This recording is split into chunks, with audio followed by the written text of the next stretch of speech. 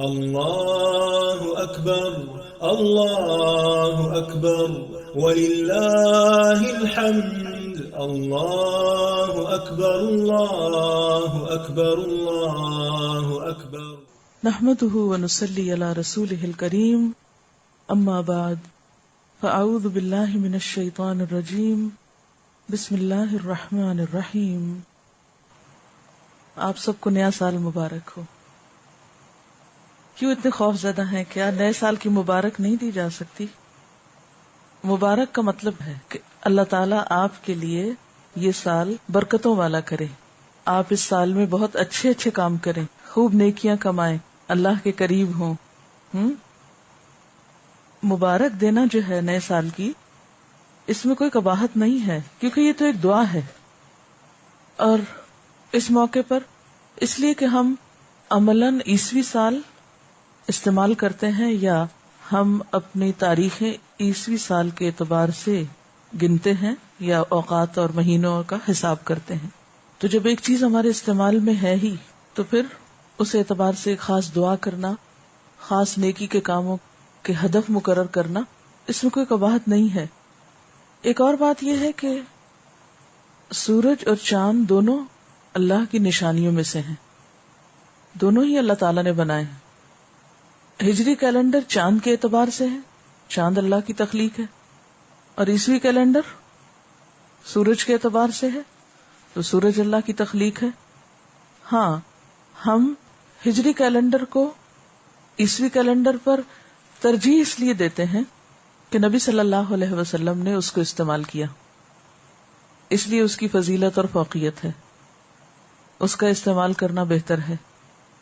لیکن عیسوی کیلنڈر کو استعمال کرنا منع نہیں ہے، حرام نہیں ہے، گناہ نہیں ہے، غلط کام نہیں ہے، کیونکہ یہ شریعت کے تقاضوں سے ٹکراتا نہیں ہے۔ تو ہم اس وقت ایک طرح سے دو کیلنڈر استعمال کر رہے ہیں، اپنے دنیاوی امور کے لیے عیسوی کیلنڈر اور اپنے دینی امور کے لیے اور اپنی عبادات کے طور طریقوں کو بجا لانے کے لیے جو اوقات کا تعین ہے وہ ہجری کیلنڈر کے اعتبار سے۔ بس افسوس کی بات یہ ہے کہ ہمیں محرم، ربیع الاول، رمضان اور حج کے علاوہ باقی مہینوں کی یاد نہیں رہتی، اور باقی مہینوں میں یہ بھی پتہ نہیں ہوتا کہ تاریخ کون سی ہے۔ اس حد تک غفلت درست نہیں، اس حد تک بے نیازی اچھی نہیں۔ اس کے لیے کیا ضروری ہے کہ ہم کیا کریں؟ دونوں تاریخیں یاد رکھا کریں یا رکھنے کی کوشش کیا کریں۔ تو میرے خیال ہے کہ اس سال سے اگر ہم دونوں تاریخوں کا استعمال شروع کر دیں، اور جہاں تاریخیں لکھی جائیں یا کہیں بھی ایک جگہ، تو ریمائنڈر کے طور پر کسی سافٹ بورڈ پر یا کسی بھی جگہ ایک تاریخ کے ساتھ دوسری کا بھی ذکر کر دیا جائے تاکہ ہمیں یاد رہے۔ اگر ہم کچھ سنتوں کو فالو کرنا شروع کر دیں تو میرے خیال ہے کہ ہجری کیلنڈر پھر فراموش نہیں ہو سکتا، بھول نہیں سکتا۔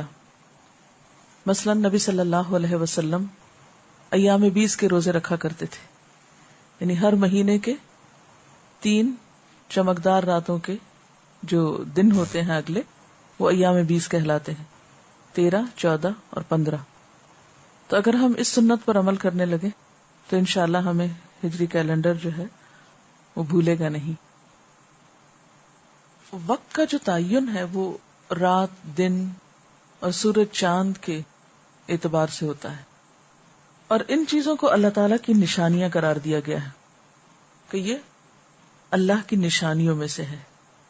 قرآن پاک میں اللہ تعالیٰ فرماتے ہیں یولج اللیل فی النہار ویولج النہار فی اللیل وسخر الشمس والقمر کل یجری لاجل مسمی، کہ اللہ تعالیٰ رات کو دن میں اور دن کو رات میں داخل کر دیتا ہے، اور اس نے سورج اور چاند کو مسخر کر رکھا ہے، ہر ایک ایک وقت مقرر تک کے لیے چلا جا رہا ہے یا چل رہا ہے۔ اسی طرح ایک اور جگہ پر اللہ تعالیٰ فرماتے ہیں وَسَخَّرَ الشَّمْسَ وَالْقَمَرَ كُلٌّ يَجْرِي إِلَىٰ أَجَلٍ مُّسَمًّى، اور سورج اور چاند ان کو اللہ نے مسخر کیا اور ان میں سے ہر ایک ایک وقت مقرر تک کے لیے چل رہا ہے۔ یعنی اگرچہ سورج چاند اوقات بتانے کے لیے ہیں، لیکن ان کا اپنا بھی ایک وقت مقرر ہے، وہ خود بھی ایک وقت کے پابند ہیں۔ دن اور رات کا تصور کیا ہے؟ اللہ تعالیٰ فرماتے ہیں وَهُوَ الَّذِي جَعَلَ اللَّيْلَ وَالنَّهَارَ خِلْفَةً لِمَنْ أَرَادَ أَنْ يَذَّكَّرَ أَوْ أَرَادَ شُكُورًا، کہ وہ اللہ ہی وہ ذات ہے جس نے رات اور دن بنائے ایک دوسرے کے پیچھے آنے والے، سکسیسرز۔ لمن اراد ان یذکر، ہر اس شخص کے لیے جو چاہے کہ نصیحت حاصل کرے، او اراد شکورا، یا وہ ارادہ کرے شکر گزار ہونے کا۔ تو گویا ایک دن کے گزرنے کے بعد ایک اور دن کا مل جانا، رات کے بعد دن کا آنا، دن کے بعد رات کا آنا، یہ اللہ تعالی کی نشانیوں میں سے ایک نشانی ہے۔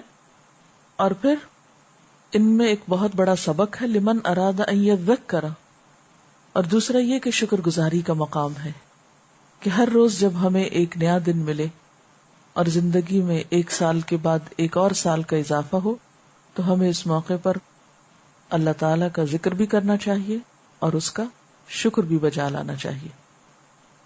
ذکر اور شکر کا احسن ترین طریقہ کیا ہے کہ انسان سب سے پہلے اپنی عبادات میں پابندی اختیار کرے۔ ہر مہینے کے آغاز کا حساب رکھنے اور سالوں کا حساب رکھنے کے لیے جو کہا، تو اس میں نیت اور ارادہ کیا ہونا چاہیے کہ انسان اپنے فرائض کو ادا کرے، یعنی دن اور رات میں جب تبدیلی ہوتی ہے تو نمازیں، اسی طرح مہینوں کی تبدیلی میں زکوٰۃ، روزہ، حج۔ تو ایک مومن کا وقت کے ساتھ جو تعلق ہے، اس میں سب سے پہلا کام دن اور رات کی تبدیلی میں یا گھنٹوں اور لمحوں کے گزرنے میں جس چیز کی فکر اور جس چیز کا خیال رکھنے کی ضرورت ہے، وہ عبادات کے اوقات ہیں، اور ان میں خصوصی طور پر دن اور رات میں 5 نمازیں، اور مہینوں کی تبدیلی میں روزہ، زکوٰۃ اور حج۔ اگر آپ نیکی میں دور تک جانا چاہتے ہیں تو تنہا نہیں جا سکتے، لوگوں کے ساتھ تعلق، اکٹھے مل کر رہنا اور اکٹھے نیکی کے کام کرنے، یہ بے حد ضروری ہے، کیونکہ جب آپ لوگوں سے ملتے جلتے ہیں ان کی تکلیفوں کے باوجود، تو آپ اچھے لوگوں سے بھی سیکھتے ہیں، برے لوگوں سے بھی سیکھتے ہیں۔ آپ اچھوں کی تلاش میں نکلے، اگر راستے میں برے مل جائیں تو ان کی برائی بھی ہو سکتا ہے آپ کو نیکی پہ جما دے، اگر آپ کے اندر پہچان والی نظر ہوگی تو۔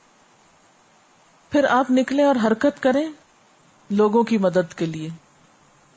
کوئی بیٹھ کے اٹھ نہیں پا رہا، کسی کی کتاب گر گئی، کسی کا قلم چھوٹ گیا، چھوٹے چھوٹے کاموں میں دوسروں کی مدد۔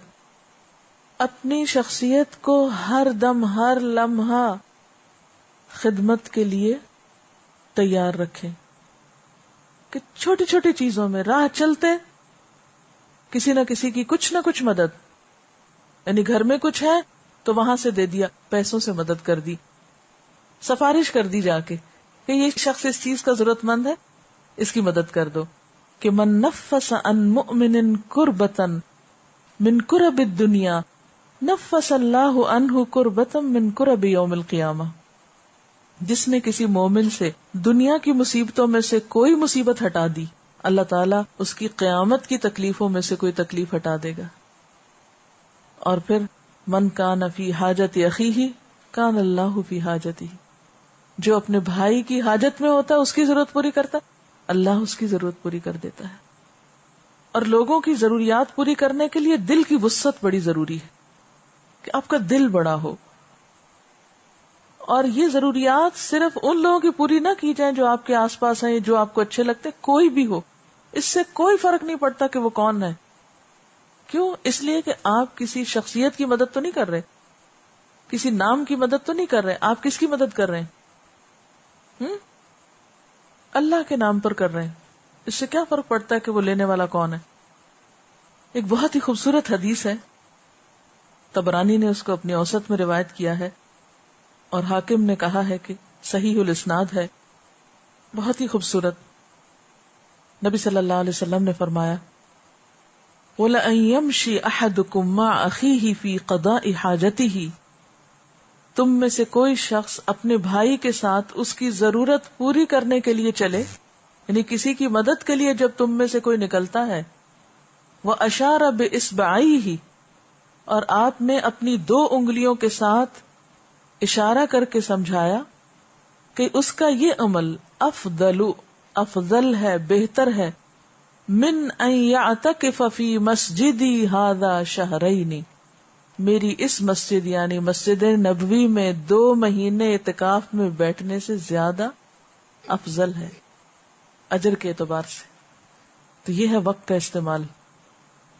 پھر اسی طرح نیک لوگوں کی مجلس تک جانے کی کوشش، نیک لوگوں کی مجلس تک پہنچنا، کیونکہ انسان تنہا تو اس کو پتہ ہی نہیں چلتا کہ اس نے اچھا کیا یا برا کیا، جب تک اس کے سامنے کوئی مثال نہ ہو۔ نبی صلی اللہ علیہ وسلم نے 5 باتوں کا حکم دیا، جن میں سے ایک کیا تھی؟ لوگوں کے ساتھ اکٹھے رہنا، لزوم الجماع۔ امام اوزاعی کہتے ہیں کہ 5 چیزیں جن کی صحابہ کرام بہت حفاظت کرتے تھے یا جن کا اہتمام کرتے تھے، ان میں نمبر 1 لزوم الجماع، اجتماعی زندگی اختیار کرنا، سب کے ساتھ مل کے رہنا، اکٹھے رہنا، یعنی جماعت کو لازم سمجھنا۔ نمبر 2 اتباع السنہ، ہر کام میں سنت کی پیروی۔ نمبر 3 عمارت المسجد، مسجد آباد کرنا۔ اور نمبر 4 تلاوت القرآن، قرآن کی تلاوت یعنی کثرت سے کرنا۔ اور پھر نمبر 5 والجہاد فی سبیل اللہ، اللہ کے راستے میں جہاد کرنا۔ آج آپ دیکھیں انٹرنیٹ پہ جو چیٹ ہو رہی ہے، سب سے زیادہ پاکستان سے، یعنی جو ریشو ہے وہ سب سے زیادہ پاکستان کا نمبر 1 ہے، جہاں کی یوتھ جو ہے وہ چیٹ میں لگی ہوئی ہے۔ گھنٹوں گھنٹوں لوگ بیٹھے رہتے ہیں کمپیوٹرز پر وقت ضائع کرنے۔ کبھی سوچیں تو حاصل کیا ہوتا ہے؟ کسی انسان کے پاس بیٹھ کر تو پھر بھی انسان سمجھے، یعنی انسان کو انسان سے ایک انس ہوتا ہے، لیکن ایک مشین کے ساتھ بیٹھ کے جو گھنٹوں گزرتے ہیں اور اس میں اوقات ضائع ہوتے ہیں، نمازوں میں تاخیر ہوتی ہے، حقوق میں کوتاہی ہوتی، فرائض میں غفلت ہوتی، کبھی انسان سوچے تو کیا ہے؟ محض خواہشات نفس کی تکمیل اور وقت کا ضیاع۔ جب تک ہم اپنا احتساب خود نہیں کریں گے، جب تک ہم خود اپنے ساتھ سچے نہیں ہوں گے، کوئی شخص ہمارے لیے کچھ نہیں کر سکتا۔ تو اس لیے ہم سب اپنا اپنا حساب کریں۔ سبحانک اللہم و بحمدک، اشہد ان لا الہ الا انت، استغفرک و اتوب الیک۔ والسلام علیکم ورحمۃ اللہ وبرکاتہ۔